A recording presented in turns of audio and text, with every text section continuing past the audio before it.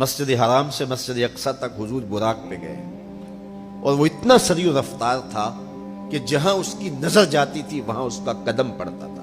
تو اس نے تو پہلا قدم اٹھایا ہوگا تو مسجد اقصی میں جا پڑا ہوگا. اور اتنی سرعت کے ساتھ وہ رفتار کے ساتھ چلتا ہے، پھر حضور اس کی پشت پہ جلوہ فراز. یہ 1000 کلومیٹر فی گھنٹے کی رفتار سے جہاز چلے تو کسی میں ہے ہمت کہ اس کی ننگی پشت پہ بیٹھ جائے؟ ہوا کی مزاحمت ہی گوارا نہ ہو، پڑخ چڑھ جائیں، آگ لگ جائے. اور جو کروڑوں میل فی سیکنڈ کی رفتار سے جا رہا ہے، اس کی ننگی پشت پہ بیٹھنے والے شاہ سوار کی عظمت کو سلام کرنے کو جی نہیں چاہ رہا.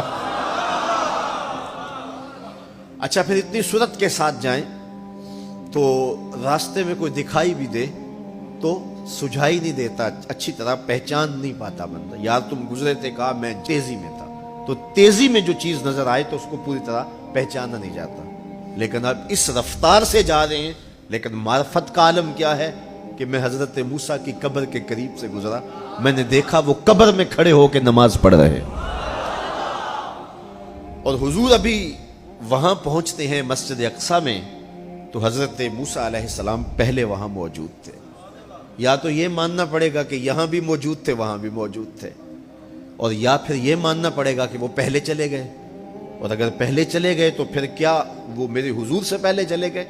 تو جواب آیا کہ نہیں، حضور علیہ السلام تو اپنی رفتار سے جا ہی نہیں رہے تھے. حضور تو جا رہے تھے براق کی رفتار سے، اور حضرت موسیٰ گئے ہیں نبوت کی رفتار سے. براق بہت سری ہوگا لیکن نبوت سے سری نہیں ہو سکتا، اس لیے حضرت موسیٰ پہلے پہنچ گئے. یہ ایک مرحلہ مکمل ہوا.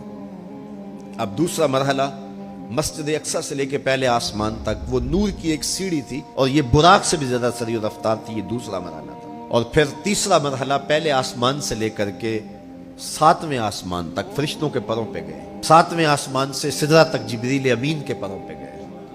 یہ چوتھا مرحلہ تھا، اور ہر مرحلہ پہلے مرحلے سے سری تھا.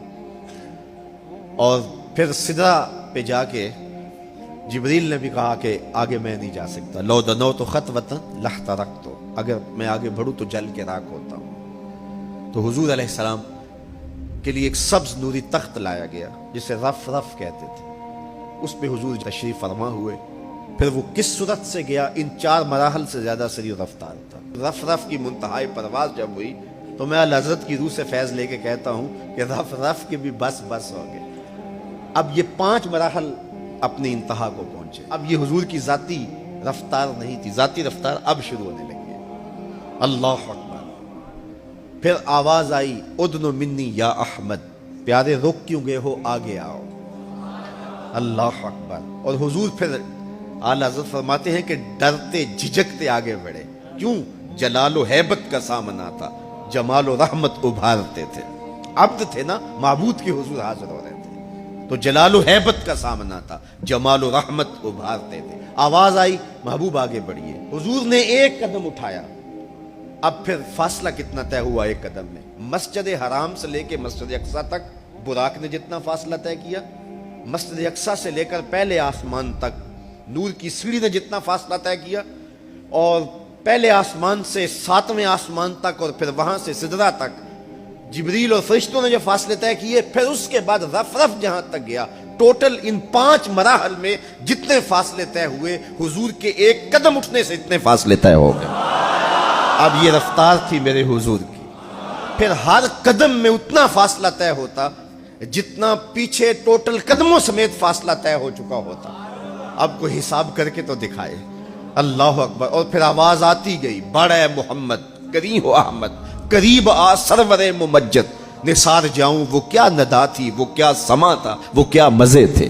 70,000 مرتبہ آواز آئی، اور حضور کے قدم اٹھتے گئے. پھر کہاں تک پہنچے؟ کوئی حد ہے ان کے عروج کی، بالا غل اولابے. اور اس کو میرے رب نے سفر نہیں کہا یہ ابھی میرے نبی کی سیر ہے. کیا سمجھو گے میرے رسول کو؟ اس کی سیر اتنی سری ہے کہ تمہاری عقلیں تھک گئی ہیں، اور اگر وہ سفر کرنے پہ آئے تو پھر عالم کیا ہوگا.